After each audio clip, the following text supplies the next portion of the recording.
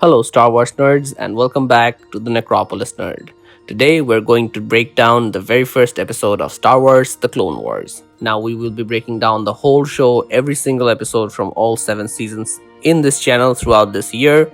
And if that series does well, we'll do one for Rebels as well. Now, subscribe for more Star Wars content, and let's dive into it. The episode is titled Ambush. While the series would eventually become known for its sprawling galactic battles and deep character arcs, it all began here with a deceptively small mission, a few clone troopers, and the legendary Jedi Master Yoda. Let's break it down scene by scene, explore what the episode sets up and how it defines the Clone Wars era.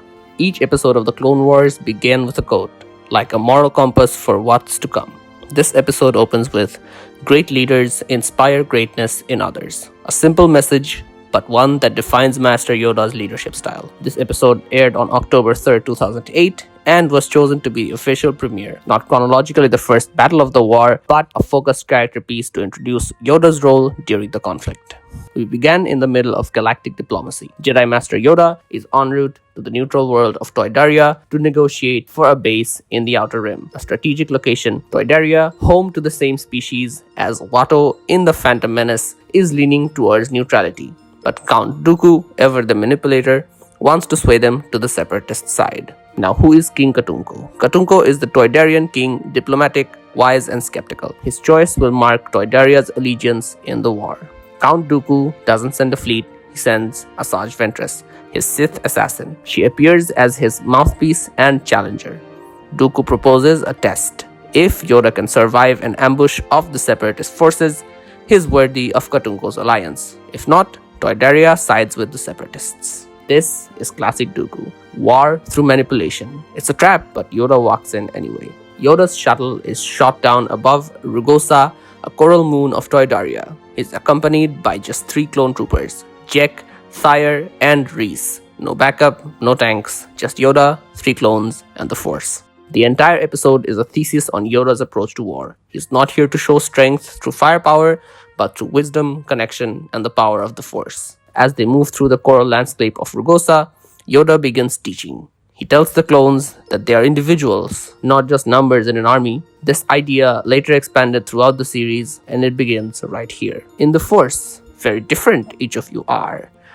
It's not just encouragement. Yoda is planting the seeds of identity in the soldiers bred for war. Asajj Ventress sends wave after wave of droids. B-1 battle droids, STAPs, and tanks. But Yoda doesn't confront them head on. Instead, he uses the terrain, the clone skills, and of course, the Force.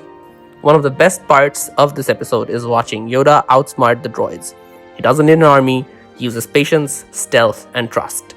And every time he lifts his lightsaber, it's swift, minimal, and effective. Jedi combat distilled to its purest form. There's a quiet moment in between, in a cave where the clones express doubt and fear. Yoda sits with them, listens, and lifts their spirit, not with orders, but with presence. This is leadership by empathy. It contrasts starkly with how the separatists treat their droids as disposable and replaceable.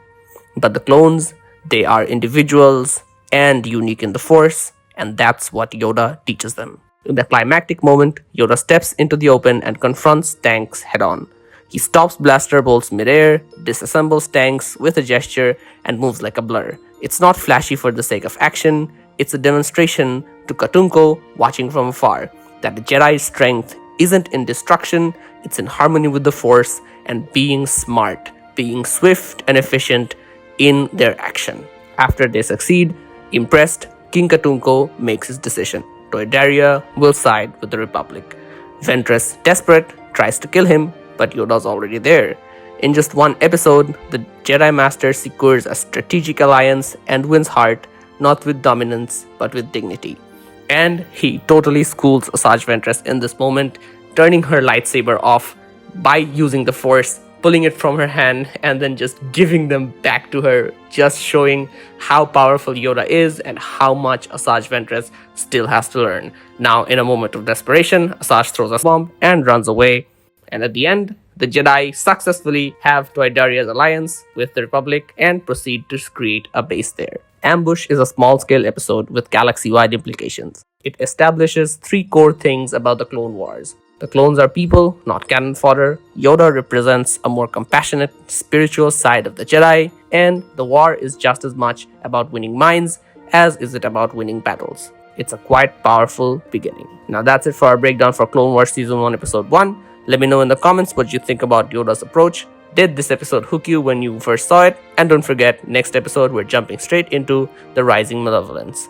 There we must meet General Grievous and the devastating weapon known as the Malevolence. Like, subscribe, and may the Force be with you.